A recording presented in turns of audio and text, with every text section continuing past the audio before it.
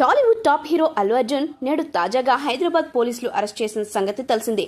Theatre ముందు జరిగిన తొక్కిస్లాట్లో రేవతి అనే మహిళ చనిపోగా దానికి బాధ్యులు బన్నీతో పాటు థియేటర్ యాజమాన్యమని పోలీస్ కేసు నమోదు చేశాడు భర్త. రేవతి భర్త భాస్కర్ చేసిన కేసు ఆధారంగానే పోలీసులు బన్నీని అరెస్ట్ చేయడం జరిగింది. అయితే తాజాగా ఆయన తొక్కిస్లాటతో అల్లు అర్జున్కి సంబంధం లేదంటూ కామెంట్స్ చేయడం అందరి దృష్టిని ఆకర్షించింది. తాను ఫైల్ చేసిన కేసును విత్డ్రా చేసుకుంటానంటూ రేవతి భర్త భాస్కర్ మీడియా ముందుకు వచ్చి మరీ స్పష్టం చేశారు.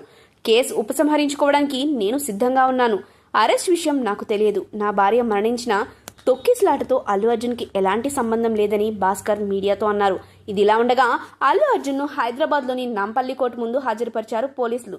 అక్కడ సాయంత్రం 4 గంటలకు విచారణ ప్రారంభం కాగా 14 రోజుల కస్టడీ ఇవ్వాలని హైదరాబాద్ పోలీసులు కోరారు. కోర్టు వారు అడిగినట్లుగానే బన్నీకి 14 రోజుల రిమాండ్ విధించింది. అల్లు అర్జున్కి నాంపల్లి కోర్టు 14 రోజుల కస్టడీ విధించడం ఇప్పుడు మరింత సంచలనంగా మారింది.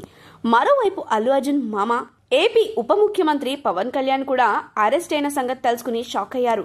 ఆయన వెంటనే జూబ్లీ హిల్స్లోని తన నివాసానికి చేరుకుని అల్లు అరవింద్ ఫ్యామిలీని పరామర్శించారు. చిరంజీవి ఇప్పటికే అల్లు అర్జున్ ఇంటికి చేరుకున్నారు.